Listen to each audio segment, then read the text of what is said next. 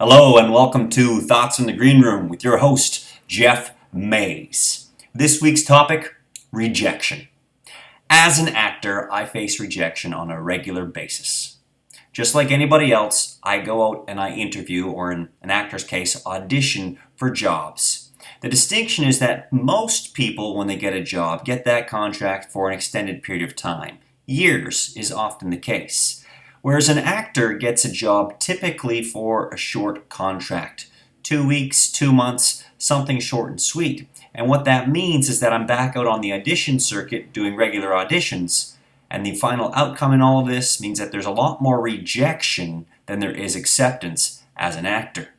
Now, that rejection affects each actor individually and on different ways. For some, the rejection from not getting a role is a meh. Next audition, please.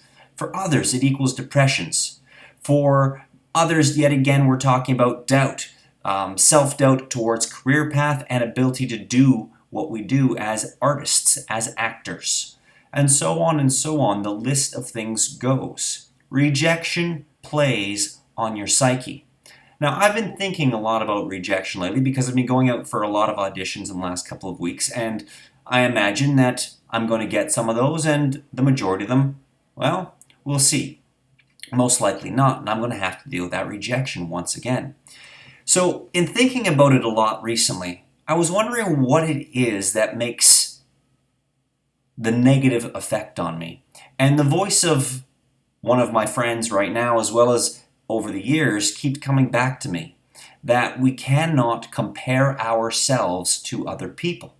And in the end, when I start to think about rejection, the only reason I'm feeling rejected isn't because I did not get the role. It's because I didn't compare to somebody else. Somebody else got the role, and I am now in a cycle of comparing myself or weighing myself against my competition.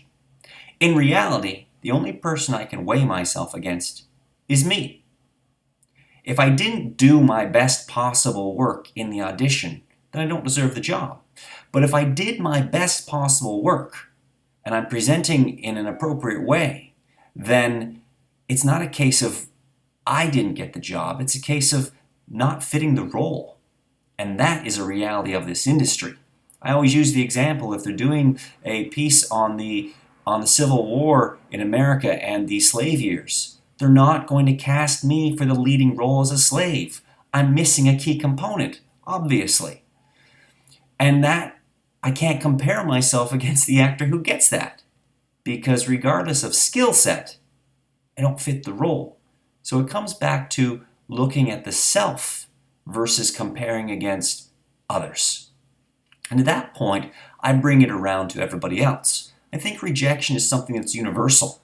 It applies to everybody, whether it be going out and asking somebody out on a date and getting turned down, or whether it be applying for a new job or a grant or whatever it is that you might be putting forward. If you don't get it, you feel rejected, obviously.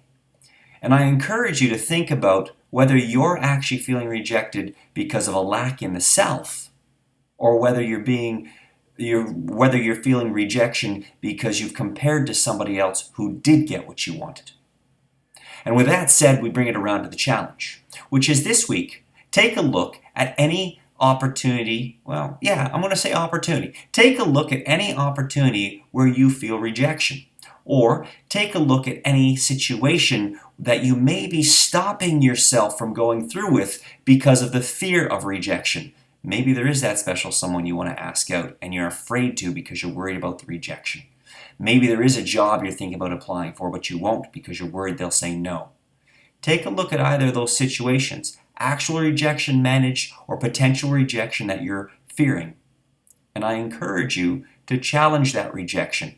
Reflect on yourself rather than your comparison point and see if you can move forward to face the rejection. And there you have it, folks. Your thoughts from the Green Room with your host, Jeff Mays. I'll see you in a few weeks.